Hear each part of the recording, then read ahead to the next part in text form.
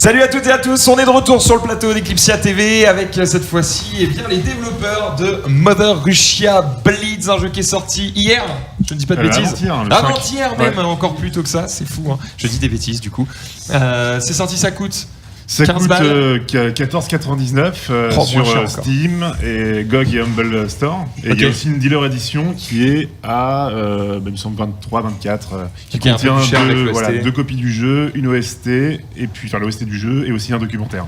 Ok, très très bien. Et ça sort sur PlayStation 4 en fin d'année. Voilà, là pour l'instant on est en train de travailler dessus, on verra, mais ça va pas tarder. C'est en cours de développement. C'est une autre team qui fait ça. C'est un studio de portage qui est basé à Austin et du coup ils vont repasser la même version qui va être en cours de développement. On verra ensuite si on ajoute au moment de la release du contenu. Okay. Ça reste, c'est en cours de discussion et ce sera sur PS4. Alors comment s'appelle votre équipe de développement ? Le Cartel. Le Cartel. Et le Cartel, ça a un rapport direct avec Mother Russia Bleeds ou pas du tout ? C'est un rapport direct. En fait, tout début, quand on a monté le projet, on a cherché sur un nom d'équipe. Okay. Et on avait, quand on a fait notre site internet, on avait nommé l'équipe. On se dénommait. Et l'équipe, on a appelé ça le Cartel parce qu'on a trouvé ça cool. C'était plutôt le côté la drogue. Sur la homepage du site, il y a tout un petit délire un peu cohérent entre les différentes parties du site. Et l'encart avec l'équipe, c'était le Cartel. Ah oui, d'accord, c'était juste le nom de la team et non pas du studio. C'est ça. En mode un peu personnage et tout ça. Voilà, okay. On a nos avatars en pixel art. Et un jour, la première interview qu'on a eue, la personne, quand elle a rédigé, a mis j'ai interviewé aujourd'hui le Cartel. Et du coup, on a trouvé ça plutôt cool, du coup, on l'a conservé. Ouais, on était contents. Ok, du coup, ça colle bien en plus avec l'univers du jeu. Alors, du coup, pour resituer un peu, je vais vous demander, du coup, chacun de vous présenter, d'expliquer quel est votre rôle au sein de l'équipe. Donc, toi, game designer. Voilà, donc Fred, game designer, donc je m'occupe des mécaniques du jeu, et puis, de l'équilibrage. Ok, t'es game designer depuis longtemps ? Ça fait depuis. J'ai commencé en fait à l'Engmin, une école nationale française. J'ai commencé en 2009, j'ai été diplômé en 2011 et ensuite j'ai travaillé pendant 1 an et demi chez Ubisoft. D'accord. Et c'est en 2013 que j'ai commencé à travailler sur ce projet. Tu travaillais sur Just Dance. Ok. Bonne expérience ? Ouais, très bonne dans la mesure où ça m'a appris à faire un jeu d'une manière à une échelle un peu industrielle. Okay. Donc j'avais travaillé sur 2 Just Dance, c'était un process donc de la conception jusqu'à la release, donc c'était assez intéressant de voir cet ensemble et de pouvoir l'appliquer ensuite sur un jeu de ton choix. Voilà, par exemple. Ok, très bien. Je vais ensuite continuer par toi. Alors, moi, c'est Slow. Je me suis occupé de la musique du jeu, tout simplement. Même si j'ai aidé pour d'autres petits trucs, mais bon, voilà. La musique qu'on a taffé avec Fred sur les 3 ans de conception du jeu, un petit peu à deux avec ses directives et mes compétences, quoi. Ok, très très bien. Une musique qui ressemble un peu à du Carpenter Brut. Enfin, moi je trouve quand je lance le jeu. C'est la facilité de comparer à Carpenter Brut. Je dis ce que je connais. Je connais pas grand chose. Donc du coup, voilà. Je dis le premier truc qui c'est le même univers. C'est le même univers. C'est pas une inspi parce que je fais de la musique depuis dans ce style-là depuis 2012 à peu près. Et, j'ai découvert Carpenter Brut il y a 1 an et demi, on va dire, un truc comme ça, quoi. D'accord.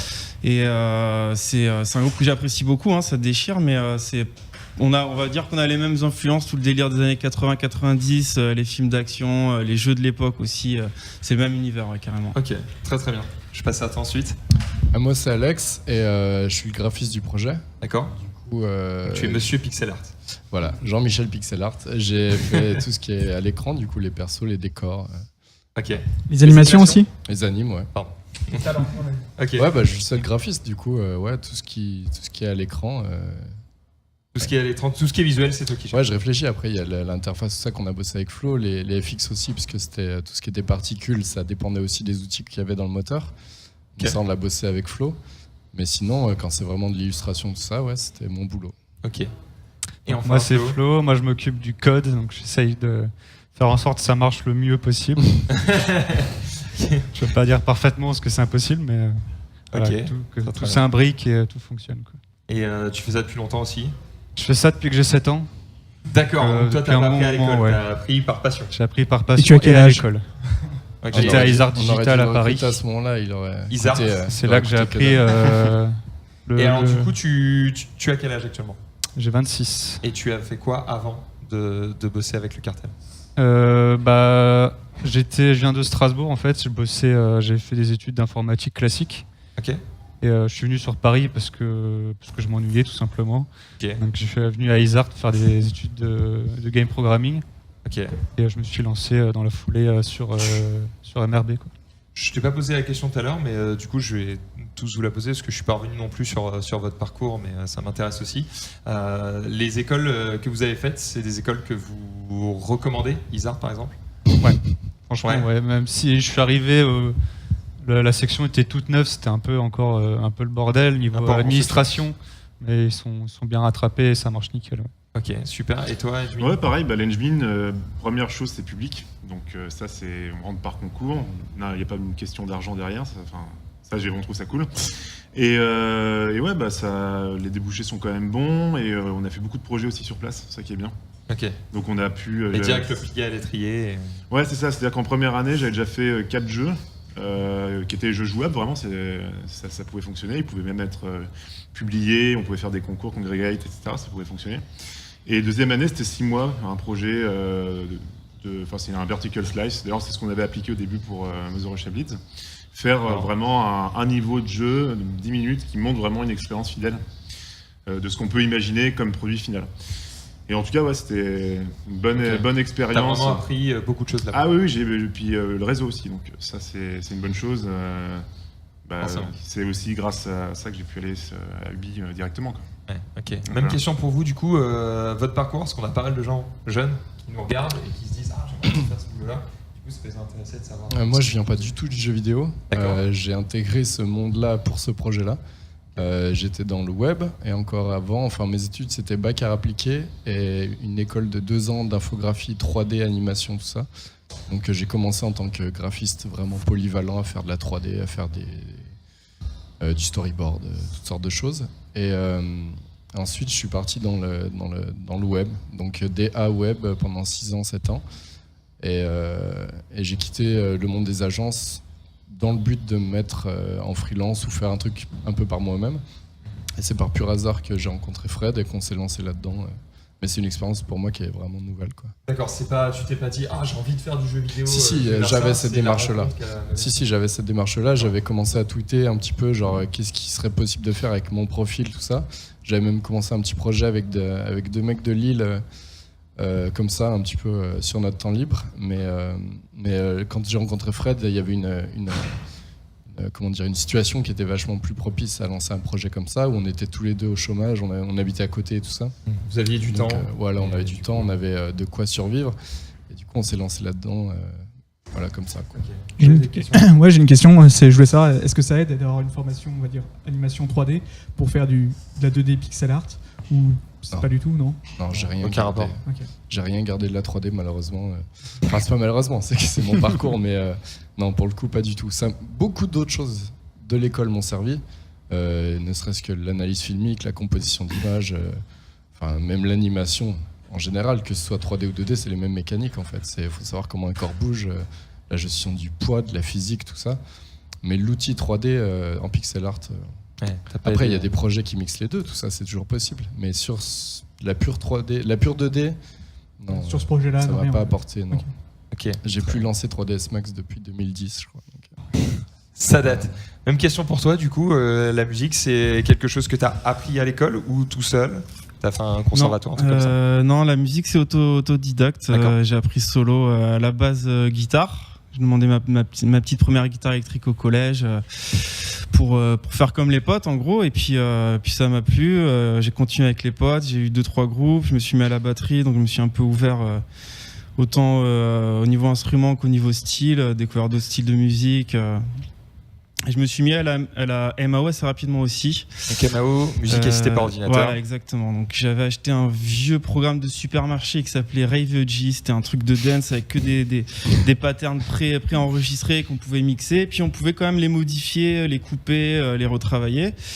Et j'ai commencé à taffer là-dessus, à sortir des petits CD juste pour moi et mes potes. Et voilà quoi. De petit à petit, on apprend, de fil en aiguille. Et alors du coup, pourquoi le jeu vidéo, comment ça s'est fait, la rencontre avec le reste de l'équipe? Le jeu, c'est par rapport à un pote qu'on a en commun avec Fred qui s'appelle Camille, avec lequel j'avais un groupe que j'ai toujours d'ailleurs. Donc on était déjà plus ou moins en contact par amis interposés. Et puis ils ont essayé un premier musicien au tout début du développement avec qui ça pas forcément collé. Donc voilà, Fred a cherché, il s'est fait conseiller par Camille, il a écouté ce que je faisais, ça lui a plu et puis voilà, on s'est mis à bosser ensemble. Et on est parti sur ça. Ouais. Et tout ça mélangé, ça donne du coup Mother Russia Bleeds qui est sorti du coup depuis 2 jours. Il y a des tests qui sont déjà sortis. J'ai eu pas mal de trucs relayés par le compte de Devolver notamment, beaucoup de bonnes notes. Ouais, Donc apparemment les premiers retours sont plutôt bons. Le seul test moyen que j'ai pu voir, c'est le Gamecult. Oui, j'imagine que vous êtes pas tombé dessus. Forcément en France, on a beaucoup entendu parler, mais le temps qu'on était sur Londres, on n'entendait pas trop parler. C'était surtout les Destructoid qui étaient 9 sur 10. Ouais. Il y a eu God is a Geek, 9 sur 10. IGN, je sais plus lequel, 7,5, 75. Donc dans l'ensemble, ça se passe bien. Et après, en effet, on a vu la... C'est quoi votre réaction face à ça ? Donc vous sortez un jeu, c'est hyper important pour vous parce que la réussite de jeu va déterminer la suite de votre aventure. Est-ce que le studio va rester, etc. Déjà, est-ce que le jeu a bien fonctionné? Le lancement, comment ça s'est passé? Ça a répondu à vos attentes? C'est toujours un peu chaotique un lancement. Tout se fait très rapidement. On est toujours dans les derniers moments, on est toujours dans le debug, donc il y a beaucoup de choses qui se passent. C'est rapide. Le lancement en tant que tel, c'est quand même bien passé. Là, on a eu beaucoup de retours sur Steam, des bons retours. On a déjà 400 évaluations. Il me semble que c'est 86% d'évaluations positives.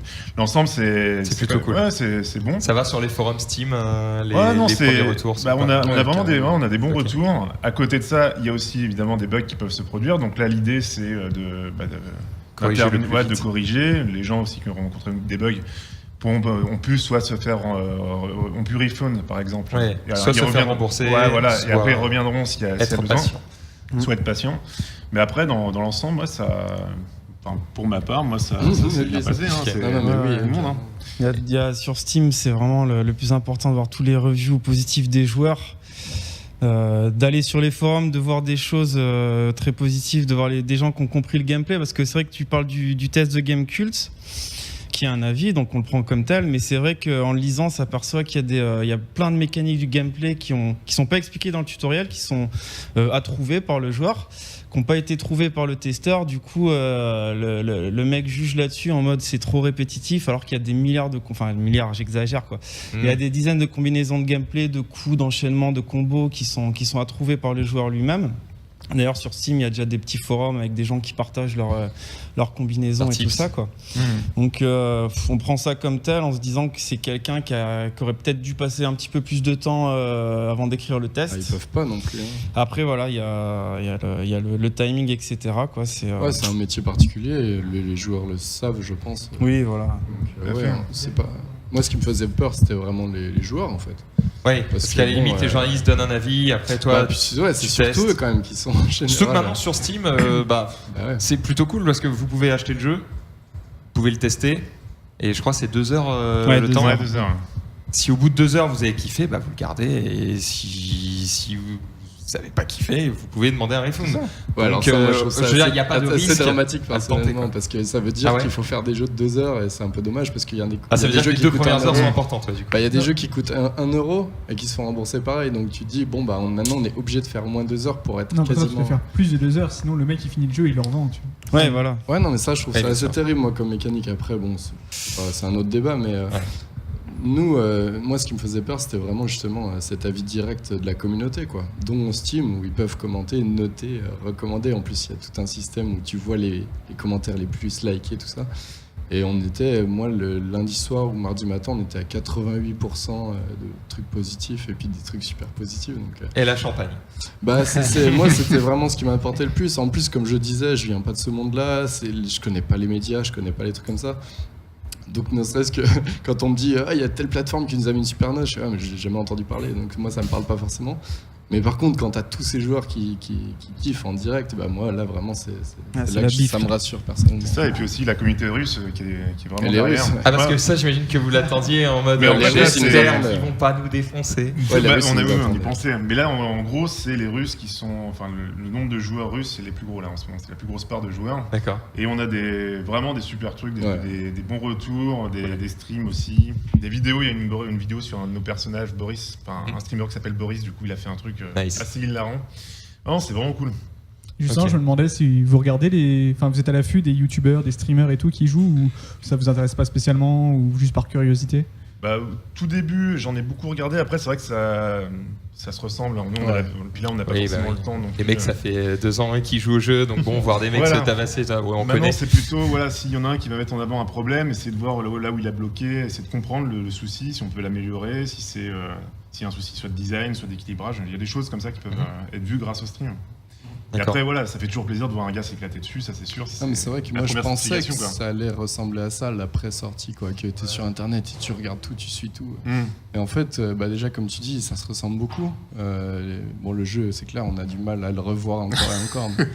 Mais ça Ouais, se là, vous avez ressemble. sans doute envie de passer à autre chose un petit peu. Ouais, après, ce que moi je kiffe personnellement, c'est plus les Twitch, quoi, où tu es en direct et tu vois à la fois le live et à la fois les commentaires du public, les interactions possibles quand le public demande un truc et tout ça. Donc ça, c'est assez agréable à regarder. Donc pour le moment tout va bien, en espérant que voilà que les ventes suivent. Nous on a tourné une vidéo avec toi Equev. Ouais. On était directement chez toi. La vidéo devrait sortir soon, en même temps que cette vidéo là dont on est en train de parler. Voilà. Et puis n'hésitez pas à vous faire un avis aussi en jouant. Moi je voudrais revenir aussi sur votre relation avec Devolver, qui est pas un éditeur comme les autres. Et qui, d'après ce que tu m'avais raconté, mais j'aimerais bien que tu le répètes du coup Bien sûr. pour les gens, est vraiment un éditeur qui du coup vous a permis de faire ce que vous vouliez faire, quoi. C'est ça, c'est-à-dire que au tout début, on n'était pas forcément en intention de trouver un éditeur. On a commencé à monter le projet. Et c'est au fur et à mesure qu'on a vu les joueurs s'intéresser au projet. C'est-à-dire qu'au début, vous pensiez à quoi? Kickstarter, un truc comme ça? Plus ou moins, en fait, c'est vraiment. Enfin, moi, je sortais du UBI, Alex de son agence de design, après on a rencontré Flo, tout ça. On avait l'envie de faire un beat'em all. Donc en fait, on se retrouvait, on faisait ce qu'on avait envie de faire. Donc ça, c'était vachement stimulant. On était tous au chômage, on avançait. Et c'est quand on a présenté pour la première fois au Retro Gaming Days, c'est un salon sur Évreux, le jeu, qu'on a vu les joueurs vraiment aimer ce qu'on présentait. C'était juste un niveau, 10 minutes de jeu. Et c'est à partir de ce moment-là qu'on s'est dit qu'on allait communiquer. On a fait un premier trailer. Et ce trailer a littéralement buzzé. Ouais, tout le monde a fait putain, trop bien. Ouais, c'est ça. Et du coup, c'est un des deux mecs de Hotline Miami, Dennis Wedding, qui est tombé dessus et qui l'a relayé à Devolver. Et Devolver est venu vers nous et nous a proposé donc de venir tester le jeu. Ce qu'on a accepté évidemment. On a un peu préparé une démo pour vraiment montrer ce qu'on voulait faire avec une idée, un scope, montrer une image, une sorte de présentation sur tout ce qu'on imagine au vu du jeu. Et ce qui s'est passé, c'est on a signé un contrat avec eux, et à partir de ce moment-là, on a pu vraiment se mettre d'accord sur ce qu'on allait faire. C'est-à-dire qu'on avait une idée de jeu, c'était le fameux scope, à savoir 8 niveaux, jouable à 4. Au début, c'était juste jouable à 2. On n'avait pas d'idée précise, d'où la quantité de travail qu'on allait pouvoir fournir en fonction de l'argent qu'on allait avoir, forcément. D'accord. Et c'est grâce à Devolver qu'on a pu, en effet, En fait, se ce fixer. qu'on leur a présenté, c'était notre idéal. C'est ça. Voilà, en se disant, est-ce qu'ils accepteront un budget qui nous permet tout ça, mais autant leur montrer le truc parfait. Voilà, ça fonctionne. Vas-y, excuse-moi. Quand vous leur avez montré le jeu, dès le début, c'était très violent, ou vous n'avez pas osé, vous avez essayé de maquiller, ou vous n'avez rien caché, vous avez vraiment montré ce que vous vouliez faire? C'est un niveau actuel du jeu. C'est vraiment un niveau comme il est. Il y a pratiquement pas. Il y a quelques polish qu'on a fait dessus, mais sinon c'est vraiment ça. C'était. Ok. En plus, il y a eu vraiment zéro censure de leur part. C'était vraiment carte blanche sur toute la ligne. Ce qu'on dit sur eux, c'est. Ouais, et ça se vend. On pouvait difficilement aller plus loin. Non, c'était vraiment super esprit de leur part. Pas de restrictions, pas enlever ci, enlever ça, jamais de la vie. Comment ça fonctionne en fait, du coup, de travailler avec un éditeur comme ça? Il vous donne une grosse somme d'argent que vous répartissez comme vous voulez tout au long du développement. Est-ce qu'il vous paye pour développer le jeu? Comment ça fonctionne en fait? Mais en fait, on signe juste un contrat. On a au début, comme je disais, on veut faire 8 niveaux, on veut faire 4 personnages jouables. On a estimé un temps, un nombre de personnes qu'il faudrait. Et à partir du moment où on a un budget, en fait, ils avancent un budget. Et le budget, évidemment, il ne faut pas qu'il soit astronomique, il faut vraiment que ce soit en relation avec ce qu'on veut faire. Et c'est une avance sur recette, c'est-à-dire qu'eux, ils ont avancé cet argent, maintenant le jeu va sortir, au bout d'un certain nombre de ventes, ils vont se rembourser, et après ça, il y aura des... C'est un exercice super délicat, parce que du coup, j'ai cru comprendre qu'on s'adresse un petit peu à un public qui peut vouloir se lancer là-dedans. Par exemple, ça peut être une vocation. C'est délicat, parce qu'il ne faut pas simplement se dire, je me verse un salaire pendant 3 ans, il faut prendre en compte les licences, il faut prendre en compte... la création de la société, toutes les charges. Toutes les charges et tout ça. Et ça, c'est un travail, quoi. On a mis un moment à vraiment s'assurer que. Et puis même, il y a même une part, tu sais, le truc de la loi de Murphy, quoi. Tu prends une part de. C'est sûr que je me suis planté sur certains trucs. Donc ça, c'est un exercice en soi déjà qui est particulier. Dès le début, vous saviez la quantité de travail et de. Même de charges financières que ça allait représenter, ou est-ce que vous l'avez découvert au fur et à mesure? Grâce à son réseau, entre autres, de mecs qui bossent là-dedans et tout, on a vraiment demandé l'avis de plein de gens et pour essayer d'anticiper tout ça. Puis après, le comptable, tout ça, tu essayes de monter un budget qui se tient, quoi. Qui fait sens, en tout cas, quand tu le présentes, quoi. En tout cas, le temps de production était plus long que ce qu'on imaginait à la base. Voilà. Vous aviez prévu quoi, 1 an et demi? En fait, au fur et à mesure, ça n'a pas arrêté d'augmenter. C'est-à-dire qu'au tout début, on pensait que c'était... Nous, on a commencé le jeu en septembre 2013. Au tout début, on imaginait le sortir. On ne savait même pas que ça serait sur Steam, ce serait un jeu gratuit, on ne savait pas. On pensait que c'était premier semestre 2015. Entre-temps, il y a Devolver qui rentre dans la boucle. Donc là, on a pu voir un scope qui était plus gros. Et à la base, on avait prévu avril 2016. Et on est sorti en août. On aurait pu encore prolonger un peu. Il y a eu plus d'échelons, mais oui, en gros... Par rapport à d'autres gros studios de jeux vidéo, vous êtes encore plutôt dans les temps, quoi. Mais justement, c'est ce que je me demandais, c'est... Alors, moi, je sais que vous n'avez pas pu sortir le jeu comme vous vouliez au début de l'année, mais qu'est-ce qui a repoussé tout ça? Est-ce que c'est vraiment des détails où il manquait un niveau carrément, ou qu'est-ce que vous n'avez pas prévu, en fait? Je pense que certaines équipes coupent des trucs, tout simplement. Ils se disent, pour tenir le délai, il faut couper ça. Là où Devolver nous a dit, vaut mieux rallonger un peu le budget et que le jeu faites le truc que vous voulez, quoi. Je pense que c'est la différence, parce que j'entends pas mal de projets où ils se sont dit, ça on a laissé tomber, ça faut enlever. Et du coup, nous, c'était plus, on rallonge, mais au moins on va au bout de ce qu'on a entrepris. Donc, évidemment, même en termes de debug et tout, c'est très difficile d'imaginer la charge de travail comme ça. Du coup, vous avez vu les premiers retours YouTube, Twitch et journalistes.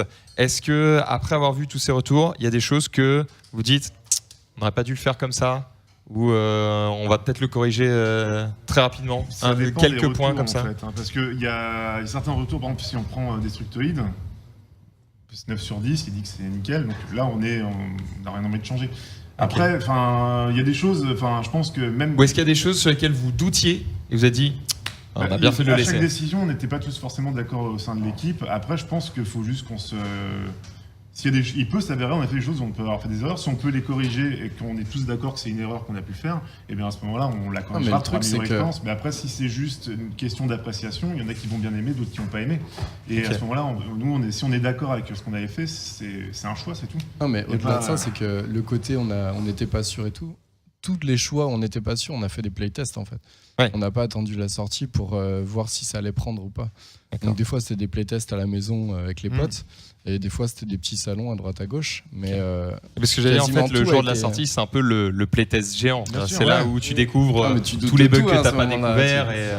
Là, tu n'es plus sûr de rien à ce moment-là. Même au niveau de l'équilibrage, tout ça. Parce que j'ai vu certains tests qui se plaignent de pics de difficulté, par exemple, alors que d'autres n'en font pas mention. Non, là, c'est assez équilibré. Il y a vraiment autant de gens qui le trouvent trop facile que trop... Enfin, trop facile, c'est vrai que c'est rare, mais difficulté normale, il y en a énormément. Trop dur, c'est rare, mais il y en a.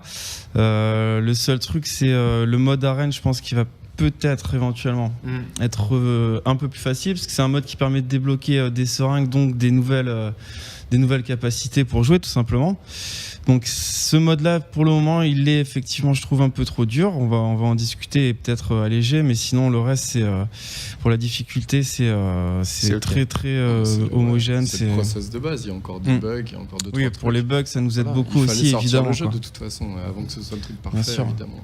Et à propos de la difficulté, toujours, c'est est-ce que vous aviez, comment dire, prévu le jeu, équilibré le jeu d'une certaine manière, genre de toute façon le jeu est fait pour être joué à deux et avec le Friendly Fire, ou au contraire de toute façon le jeu est fait pour être joué en solo ou autre. Quelle était la base En fait, le truc, c'est qu'il y a vraiment différentes expériences de jeu. Quand on joue à 4 ou seul, c'est complètement différent. À 4, on est vraiment sur un truc des fouloirs chaotique. Voilà, c'est ça. D'accord. On n'est pas dans un truc technique. C'est vraiment le truc, on imagine 4 potes en train de jouer, en buvant des bières. C'est un truc qui est purement fun. Il n'y a pas de dimension technique.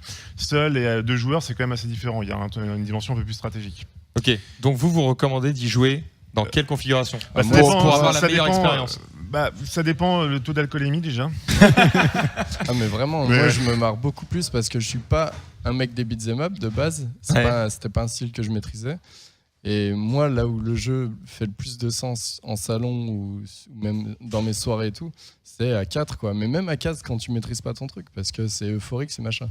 Mais avec un mec comme Flo aux commandes et tout ça, des mecs qui sont passionnés de beat'em up, quand tu joues en solo, ça s'adresse à un autre public quoi. Ok. Donc c'est vraiment, je pense que les deux s'y retrouvent et c'est ça qui a été très difficile en fait. Et vous, personnellement, vous êtes plutôt pour le Friendly Fire ou contre ? Parce que de base, il est désactivé. Moi, je trouve ça dommage. Alors, je ne sais pas si on aura le même avis. À 4, mais du coup, c'est intéressant. Pour moi, c'est impossible. Parce que du coup, là, nous, on a joué cet après-midi à 4. Ouais. Et en fait, quand on désactivait le Friendly Fire, t'es en mode, bon, on bourrine les boutons, on défonce les mecs. Et comme on est 4 à leur taper dessus, c'est OK. Du coup, on a activé le Friendly Fire. Ouais, et là, ça passe de c'est OK à c'est impossible. Ouais, Vraiment, c'est le bordel. Moi, je trouve ça plus intéressant. Mais moi, je trouve ça plus intéressant. Parce que du coup, ça nous oblige à faire attention, alors que quand t'as pas le Friendly Fire, t'es là, tu tapes n'importe où, tu t'en bats les steaks. À 4, je trouve que ça devient ingérable en fait. D'accord. Mais à 2 ou 3. Donc Friendly Fire, oui, mais pas plus de 3 joueurs. Ouais, jusqu'à 2. Non, mais après, avec des potes. Tu vois, comme je viens de l'entendre, il y a des mecs qui adorent le côté chaos total. De toute façon, ce qui est bien, c'est qu'on a le choix de toute façon. Oui. Mais exactement, le truc, c'est que chacun se retrouve. Oui, alors ça, par contre, c'est un truc qui est bien. On peut changer le Friendly Fire, oui ou non, pendant la partie. Ouais, bien sûr. Tu fais pause, tu as les options, tu changes. On s'est vraiment. Ça, c'est cool. On a vraiment pris le temps de faire en sorte que tout le monde s'y retrouve, quels que soient les jeux. Et nous, on a fait un playtest peu de temps avant la sortie, avec que des gens qui ne jouaient pas aux jeux vidéo, tout simplement. Quoi. En général, les copines, quoi, c'est pas compliqué. C'est pour le public qui est vraiment. Et vraiment, elles ont fait le premier chapitre, elles se sont marrées. Très sexiste, et tout, ça, bravo. En facile. Non, mais c'est vrai, il y a un public qui peut aborder le jeu en facile, qui s'amusera. C'était l'objectif. Quoi. Ok, bon, fort bien. Eh ben, écoutez, très content de vous avoir reçu sur le plateau. Est-ce que tu as d'autres questions, mon bon Moi, j'ai des milliards de questions, mais on en a pas. Vas-y, non, vas-y, on a encore du temps. Du coup, moi, dans les questions que je me posais, une question simple, c'est pourquoi tant de haine en fait ? Pourquoi vous êtes passé justement de Just Dance à un jeu ultra violent de baston, on défonce des Russes avec des seringues partout, du sang, des crocodiles ? Parce que l'inspiration de base, c'est Street of Rage. Ouais. Et vous êtes parti dans un délire en disant, bon, on veut faire un jeu de ce style, mais on veut y mettre vraiment notre univers. Bon, votre univers. Un univers complètement what the fuck en Russie et avec l'apologie de la drogue, mais du coup les mecs se mettent des coups de seringue pour récupérer de la vie et passer en mode berserk. Mais tu me disais, il faut avancer dans le jeu pour découvrir que oui, c'est pas forcément une apologie de la drogue. Voilà, il y a des dégâts qui se créent malgré tout.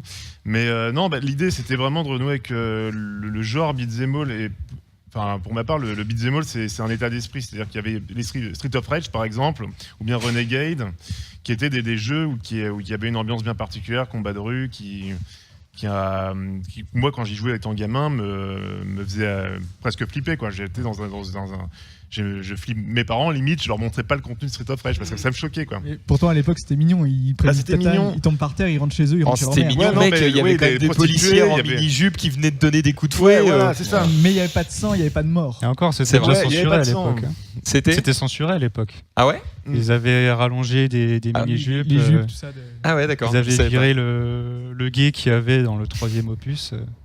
D'accord. Ouais, donc. Très bien. Ouais, mais en gros, c'est il n'y avait pas de sang. Par quelqu'un qui a une trentaine d'années, voilà, comment refaire un beat'em all. Comment refaire ça de nos jours, quoi. Voilà, dans cet état d'esprit, en fait. C'est vraiment l'état d'esprit beat'em all. Et non un beat'em all seulement dans les mécaniques comme un Castle Crasher ou un Scott Pilgrim, qui sont aussi des bons jeux, mais qui n'ont pas la même âme, quoi. Des DLC en préparation ? On va déjà attendre de voir un peu comment ça se passe.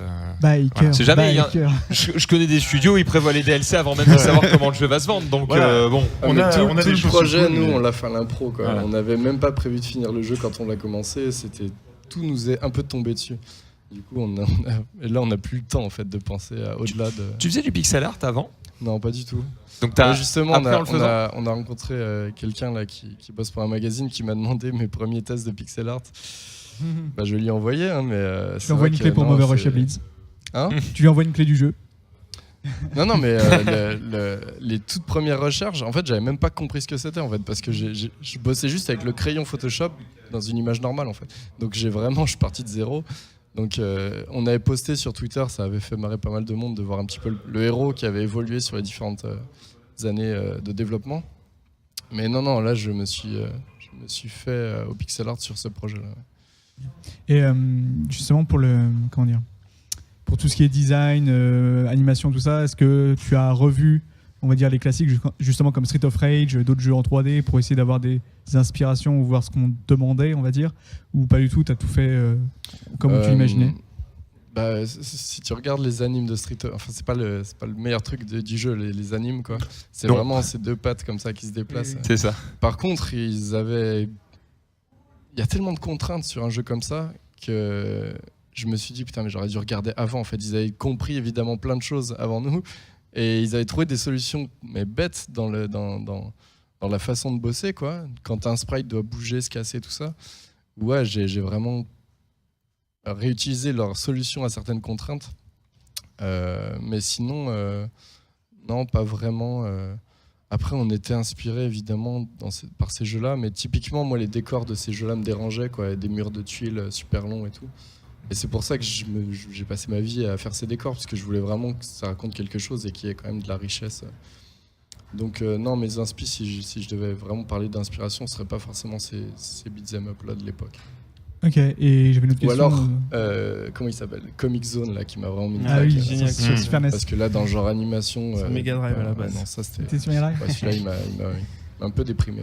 Et c'était excellent. Ouais, et justement, je me demandais aussi si, quand tu as créé les décors, justement, qui sont vraiment plein de détails et compagnie, et qui représentent vraiment l'univers, genre les boîtes de nuit, les trucs un peu glauques, les prisons, tout ça, est-ce que c'est des décors, on va dire, qui ont été entre guillemets commandés par le reste de l'équipe parce qu'ils voulaient que ça se passe là, ou c'est toi qui disais putain ça va être trop cool si on fait ça là, ou j'ai une idée de décor, enfin, est-ce que c'est le décor au service du jeu ou le jeu au service du décor en fait? Y a des deux en fait. Fred et moi on a vraiment bossé ensemble là-dessus. On a choisi ensemble ce parti pris de l'URSS.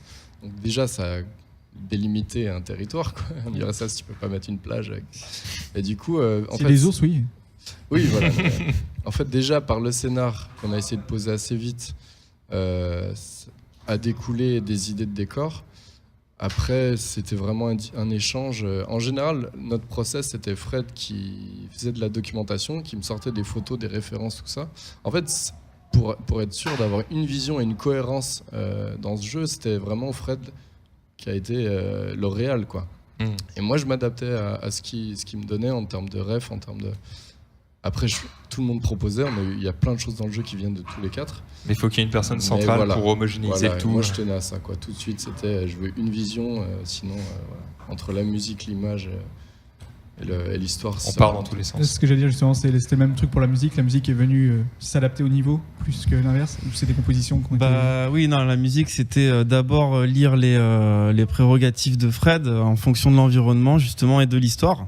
Parce que par exemple dans la prison on a le lieu, on a aussi une notion d'évasion parce que t'as tous les personnages qui s'évadent, qui se cassent. Parce que chaque niveau en fait sont découpés en, on va dire, mini-niveau, en scène à chaque fois avec un rythme différent ou une ambiance particulière. Une ambiance, un rythme différent. Donc à chaque fois on bossait justement pour à la fois illustrer le jeu et à la fois avoir des thèmes forts qui puissent marcher individuellement aussi. Et donc ça nous a permis d'avoir aussi une assez grosse variation parce qu'il y a des stages qui appelaient une ambiance lourde, pesante, glauque. Il fallait quelque chose d'assez ambiante, quelque chose d'assez lent, sans percussion, pas vraiment musical. Et d'autres stages plus violents, il fallait de l'impact, il fallait du rythme, il fallait des envolées parfois aussi. Donc c'était vraiment la musique au service du jeu à 200%, avec quand même la volonté de faire quelque chose de fort, quoi, qui puisse marcher solo tout simplement, quoi. Okay. C'est pas trop compliqué d'adapter justement une musique à un jeu vidéo, sachant que quand on compose, généralement on a c'est le compositeur, le maître qui choisit le rythme, alors que dans un jeu vidéo, c'est le joueur qui choisit le rythme. On passe d'une ambiance à une autre à n'importe quel moment, ou d'un état d'urgence à un autre. T'as ce côté-là, justement, où la musique, elle va en partie prendre la main du joueur et lui indiquer le rythme éventuellement à prendre, quoi. La vitesse de jeu, ou des stages où t'as la pression, des rythmes qui s'accélèrent avec des murs qui rétrécissent, où justement, là, le joueur se dit, oula, il faut que je fasse vite un truc, sinon il va se passer quelque chose de pas spécialement cool, quoi. Donc c'était, t'as quand même envie de garder ce petit côté chef d'orchestre entre guillemets, quoi. T'as des outils qui existent pour lier en ce plus qui se passe dans le gameplay avec ajouter, typiquement le mur rétrécit, le beat accélère, ou alors on a un décor avec un cœur qui palpite, qui se colle au beat de la musique. Ça c'est des outils après qui sont internes au logiciel. T'as le fait quand le personnage se prend une dose de drogue, et la musique s'accélère et que ça rajoute beaucoup de pression. Il est vraiment dans la frénésie du joueur qui est sous drogue, quoi. Et donc c'était garder le contrôle, quoi, plus indiquer le joueur, faire partie de l'histoire et lui faire participer à l'histoire et à l'ambiance, quoi. Okay. Si là tout de suite je vous disais bon ok, on a fini Mother Russia Blitz, très très bien, ça a cartonné, bravo à vous, donc l'histoire continue pour le cartel, on fait quoi après? Genre, on parle pas de DLC ou autre, genre on doit faire un autre jeu, on fait quoi? On fait Mother Russia Blitz 2, on fait un jeu qui a rien à voir, qui est même pas en pixel art, qui est pas du tout un beat'em all. Parce que là il y aura des avis différents sur les gens, je pense. Déjà la fin. Il y a déjà des idées chez chacun d'entre vous, ou des trucs qui sont déjà un peu touchés sur le papier ou pas du tout? Pour ma part, des bribes d'idées, oui. Après, en tout cas, repartir sur un beat'em all, je ne pense pas. J'ai besoin de vacances en tout cas. Ouais, faut souffler un petit peu avant d'en faire. Voilà, refaire, c'est difficile parce que vraiment, je pense qu'on a été vraiment au bout de ce qu'on pouvait. Même trouver de l'originalité dans un beat'em all, c'est quand même difficile. Donc. Non, il y a des idées. Après, pour l'instant, c'est tellement. On peut pas tout dire. Mais vous êtes toujours la volonté de travailler ensemble. Vous n'êtes pas fâchés. Non, on n'est pas fâchés. On serait pas là déjà. Ouais, je serais vraiment partant pour un 2, quoi. Je serais peut-être le seul de l'équipe parce que c'est vrai que les trois ont bossé ensemble tout le temps. Vacances, donc, sans qu'il n'y a pas eu de clash de ouf et tout, mais rien que le fait d'être tout le temps ensemble pendant 3 ans d'affilée, c'est vrai que t'as envie de prendre un petit peu d'espace, de recul. Et moi, avec un point de vue plus extérieur, je serais vraiment chaud pour bosser sur une suite, succès ou pas, que le jeu marche ou pas, parce que je suis un gros joueur aussi à la base. Et le jeu, je l'ai vraiment poncé dans tous les sens. Et à la fois, je vois le gros potentiel que ça a déjà. Là, c'est pour moi déjà un truc qui déchire. Et à la fois, je vois pas mal de trucs qui pourraient faire que ça comme Street of Rage, c'est le premier qui était bien, même excellent, et t'as eu le 2 qui est arrivé, qui a encore plus tout défoncé. Et dans l'idéal, ça me dérangerait pas de bosser sur une suite avec pas mal d'idées d'amélioration déjà en tête. Ouais. En fait, moi, le truc parfait, ce serait, ok, pourquoi pas un 2 ? Parce que moi, j'ai adoré ce taf mais je confie les tâches ingrates, en fait. Parce qu'en fait, l'air de rien... C'est quoi les tâches ingrates ? Mais les tâches ingrates, c'est que, ok, le perso est cool, il est bien. Et c'est parti, la marche, la chute, les coups de poing, les coups de pied, ok, il perd la tête. Et en fait, c'est quand même l'usine, c'est que tous les PNJ doivent subir les mêmes attaques, donc ont les mêmes animations, avec les mêmes durées. Et c'est ce que je m'étais dit en voyant les fatalités qui sont... Enfin, les personnages réagissent aux fatalités, genre quand on leur arrache la gorge, comme ça. Et je me suis dit, justement, adapter ça à chaque personnage, c'est un bon travail de fourmi quand même. J'en pouvais plus, ça je peux le dire, j'en pouvais plus. C'est vraiment, tu penses au résultat. Une grosse gorge qui s'arrache, une petite gorge qui s'arrache. Ouais, c'est exactement ça. Alors après, t'as des combines, genre je partais toujours de la tête qui explose, et puis non, je partais toujours de celui qui va avoir la gorge ouverte.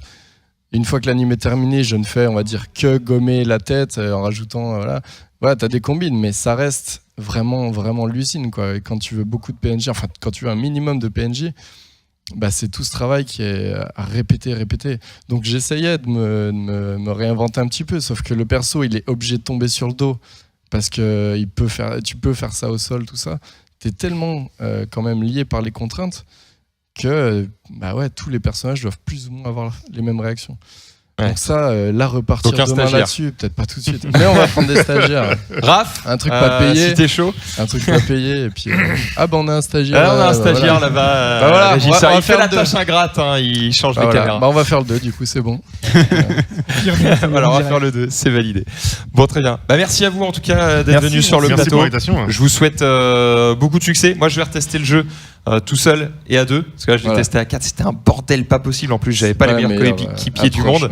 Parce que Il l'a dit. ça C'est troll dit. un maximum. Voilà, le mec, quand il a découvert qu'il pouvait se chier dans la main et le balancer sur, sur le mec en face, on l'a perdu pendant les, Ça fait souvent ça, ouais, sur les les 2 heures à salons. venir. Quoi. Sur les Les salons, flags on aussi. lâche cette info à la toute fin, sinon ça gâche un peu le teamwork. Ouais, effectivement, faut le faire avec des mecs avec qui tu sais que tu vas réussir à t'entendre un peu, sinon ça peut détruire des amitiés. Hein. Donc voilà, faites attention avec le Friendly Fire, ça peut être très très dangereux.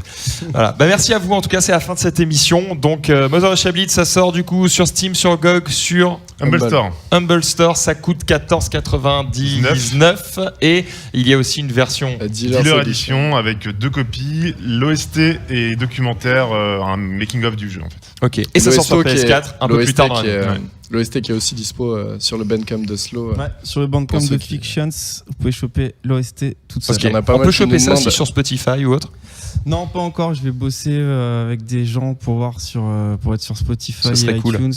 Et Deezer. Donc, et Ça, tout Deezer, ça. ouais. Donc on va voir ça pour plus tard. Pour l'instant, c'est juste Bandcamp. Et Ok. YouTube, il y a des vidéos en stream de la musique. Bon, merveilleux. Merci à vous messieurs, bonne chance Merci pour la beaucoup. suite. Merci. Et vous aussi, à très bientôt les amis. On vous laisse avec Dova qui va reprendre le stream dans quelques instants. Il n'y aura pas Elé ce soir puisque elle est un petit peu malade. On lui souhaite bon rétablissement. Quant à moi, je vous retrouve demain à 9h pour la matinale. Et puis allez lire voilà, les articles de la Microwave. T'as fait le test de Monsieur Russia Blitz ou pas? Pas encore, j'ai pas trouvé le temps. Mais Qu'est-ce que tu fous là? Allez. je gère plein de choses. Allez. N'hésitez pas à lire les articles allez, sur Supercell, tout ça qui sont quand même super intéressants. On a vraiment revu un peu le focus de la rédac en ce moment. Donc allez voir, c'est très intéressant. Voilà. Bon, allez, salut à tous, pub et à tout de suite avec Dova.